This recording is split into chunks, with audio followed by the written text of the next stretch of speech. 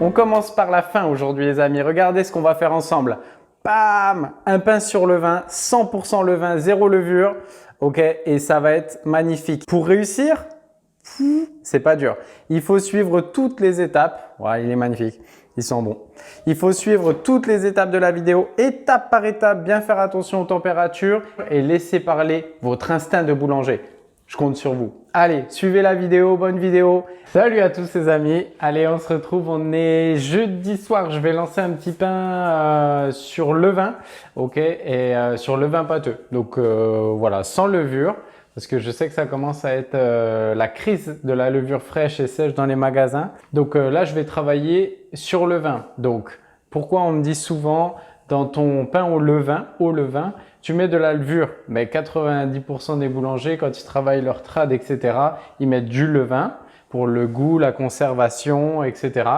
Et de la levure pour l'aspect d'avoir un petit peu plus de volume souvent. Ça permet d'avoir un peu plus de patates.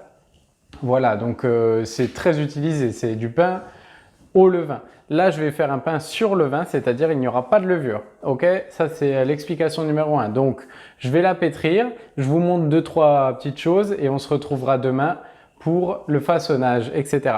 Allez, je vous montre la recette, vite fait, bien fait. Alors, ma recette, elle est là, elle est simple.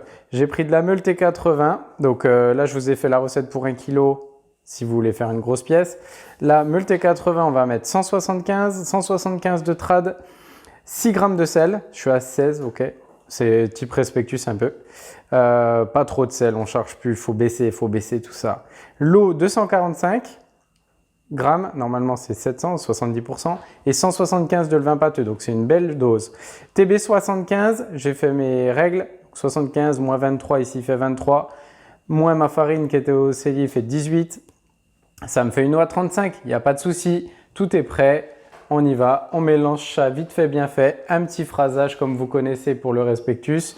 Voilà, moi je vous parle d'une méthode, là je vais la passer au froid, donc c'est pas du Respectus, mais pour vous expliquer que moi je pétris toujours, phrasage, petit temps de détente, tranquille, je repétris une petite fois, un petit rabat et hop, ça va rester jusqu'à, je pense, 23 heures tranquille la fermentation et ensuite je vais le bloquer au froid le temps de la nuit et le lendemain je le ressortirai, ok, pour pas que ça me fasse n'importe quoi. Je vous mets de toute façon toute la recette dans le descriptif en dessous et voilà, comme d'habitude. Voilà les amis, donc là au bout de 4 heures, ça va donner ça. Donc là pour l'instant, pas de pression. Ma pâte, elle est toujours à bonne température, tranquille. Et voilà, le pointage était à température ambiante, bien fermé.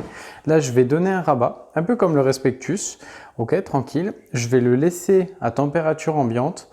Et ensuite, juste avant d'aller me coucher, je vais le passer au froid. En fait, je vais garder le plus possible ma pâte à température ambiante pour que mon levain continue à travailler.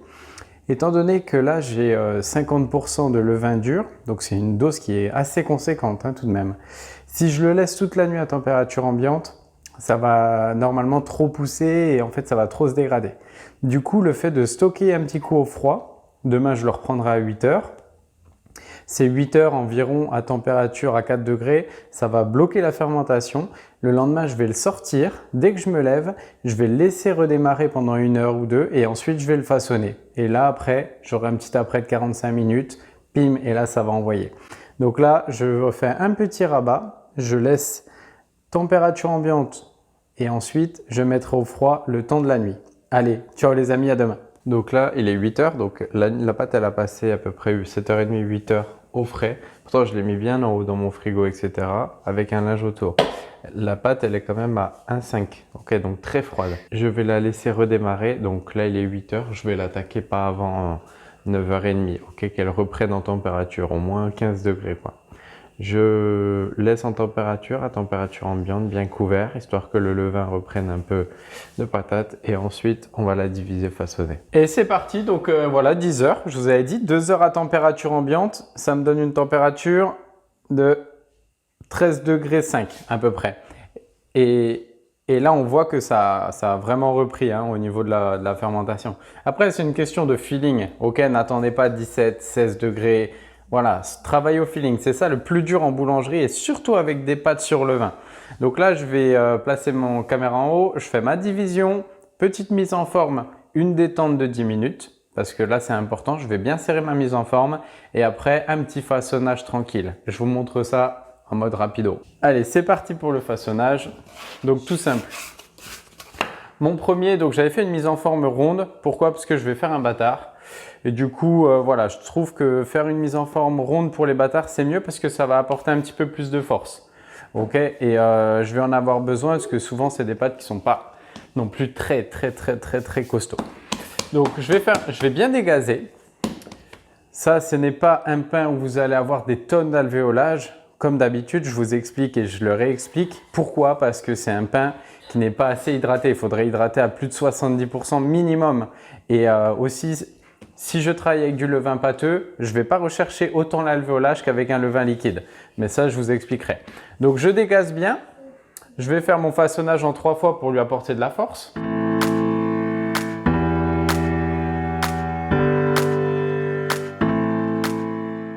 Moi, je suis un adepte du tourne-à-gris. Donc, ce que je vais faire, je vais prendre mon papier cuisson. Je place mon bâtard tourne-à-gris, donc la soudure en haut, et je le retournerai à l'enfournement. Ça, c'est pour mon bâtard. Pac. Et là, ça part 45 minutes en après, pas plus. Ok, donc là, même j'ai commencé à façonner, mais j'ai déjà fait préchauffer mon four parce que je me rends compte que souvent, c'est un peu light quand même le four. Pour ma boule, ce que je vais faire, je vais vous montrer, on va se faire un petit pavé tranquillement, facilement. Je tourne, je mets la soudure, le côté pas très beau face à moi. Ok, et ce que je vais faire, soit je le fais au rouleau, soit je le fais à la main. Un peu, voilà, je vais venir couper une petite partie là. Si je veux, je mets mes mains un petit peu dans l'eau. Pourquoi? Parce que là, je vais rabattre sur le milieu. Ok, je fais pareil de l'autre côté. Et je rabats au milieu. Je tourne mon pain. Pareil du côté droit. Hop, je viens fermer. Je tourne. Pareil du côté droit parce que j'ai retourné. Hop, et je ferme ma petite enveloppe. Vous voyez, tranquillement, délicatement. Et ça, les gars, ce que je vais faire, je le place tourne-à-gris sur mon papier. Toujours. En fait, moi, j'aime bien parce que ça va me permettre déjà que le pain ne croûte pas. Donc ça, c'est très positif. Et ensuite, au moment de la mise au four, je le retourne. Un petit coup de spray, un petit tamisage si besoin. Mais souvent, en fait, vu que ça croûte pas, il n'y a même pas besoin de spray. En fait, on peut tamiser et c'est vraiment très propre. Et après, on passe à la mise au four. 45 minutes d'après, température ambiante. La pâte, elle sera assez chaude. Et en fait, ce petit choc, si j'ai une pâte qui va être fraîche, avec mes pierres qui vont être bien chaudes, ça va envoyer du steak, moi je vous le dis. 45 minutes, je préchauffe mon four à 250 avec mes briques réfractaires. C'est parti. Je passe à ma mise au four. Ça fait 50 minutes que ça pousse. Là, voilà, je vois que si j'appuie avec le doigt, la trace va commencer à rester, c'est qu'elle a plus de force. Ok, c'est normal sur des pâtes au levain que ça soit un peu sensible. Hop, je retourne mon pain, j'enlève le papier. Et là, du coup, j'ai un pain qui est déjà brillant, ok, avant même de mettre de l'eau ou quoi que ce soit. Donc, ce que je vais faire, je ne vais pas en mettre. Cette brillance et cette eau, on en parle tout le temps, c'est pour la réaction de Maillard. Donc, n'oubliez pas. Ce que je vais faire, je ne vais pas le fariner, celui-là. Je vais le laisser neutre. Je vais faire 2 coups de lame, ça va suffire. Ok, et après, je vais passer à la mise au four. Donc, je vous fais la scarif, je vais vous la faire après. Le plus important, quand vous scarifiez, il ne faut pas attendre de mettre au four. Sinon, ça va avoir le temps de retomber. Donc, au moment où je vais scarifier, entre la scarif et la mise au four, il faut qu'il y ait maximum 10 secondes. Hein. Sinon, après, ça attend trop. Pour mon autre pavé, mais je le retourne comme mon bâtard. Donc, j'ai un petit pavé carré qui est sympa. Ok. Donc, ce que je vais faire, pareil, je vais le fariner. Donc, j'ai pris... Bon, je suis toujours avec mon tamis, là, il m'inspire, mais j'arrive pas à faire quelque chose de beau avec. Ça va venir. Donc là, je l'appuie directement sur mon pain.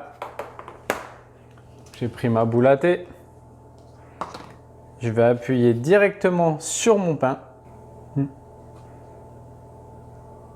Voilà, je retire. J'ai fait un petit pochoir, on peut en faire de toutes les sortes. Ce que je vais faire, je vais m'inspirer de ce pochoir pour faire une scarif en carré. Toute simple. Et pour mon autre bain, 2 petits coups de lame. Et ça part au four.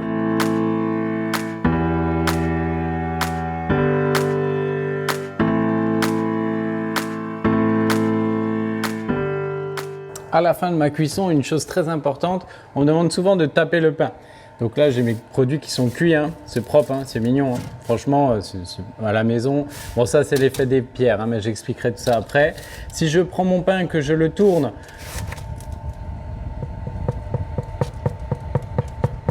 que je le fais toquer, il va sonner creux, il va être bien cuit. Là, il est bien cuit, ok? Parce que j'ai laissé sécher à la fin de ma cuisson. Si ça sonne creux à ce moment-là, ça ne veut pas dire que dans 20 minutes, ça va bien sonner creux. N'oubliez pas qu'après le reçuage, il y a toujours une étape. Donc là, une fois que ça sort du four, je fais attention à bien le laisser sur une grille. Ok, resuer pendant 35 à 40 minutes. Et après, on va déguster ça ensemble, ça va être magnifique. Et la vidéo s'achève là-dessus. Bah, les amis, regardez-moi ça, c'était beau. Donc, voilà, là vous avez un joli bâtard là qui a été fait 2 coups de lame. On voit au niveau de la grille que c'est propre, hein, que ça jette. Voilà, vous avez tout sous les yeux. Donc ça c'est beau. Mon petit pavé, il est sympa. Donc je vous ai ouvert une petite tranche. Elle était un peu chaude, j'avoue. Je n'ai pas laissé assez de reçuage. J'aurais dû le laisser bien refroidir pour avoir une coupe nette. Mais dans l'ensemble, c'est mignon. C'est une mie qui va être grasse. Okay, et ça, c'est ce qu'on va rechercher avec le levain qui va beaucoup se conserver. Donc surtout, suivez bien les étapes et vous réaliserez un pain magnifique comme ça. En sachant que voilà, l'enfournement avec les pierres chaudes, etc., ça joue énormément. Okay, quand j'ai fait mes pains sans pierre, c'était différent quand même. Voilà, suivez tout ça et puis vous serez les rois du pain sur levain. Donc 100% levain, 0 levure. Et là, ça va être au top. Allez, à bientôt les amis sur Boulangerie Papa. N'oubliez pas de vous abonner et de partager. Merci beaucoup. Ciao, ciao.